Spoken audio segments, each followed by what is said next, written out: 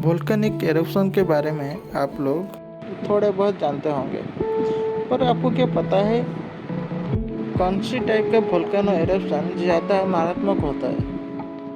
Magma में silica का percentage कम होने की वजह से वोल्केनिक एरप्शन ज़्यादा मारात्मक होता है।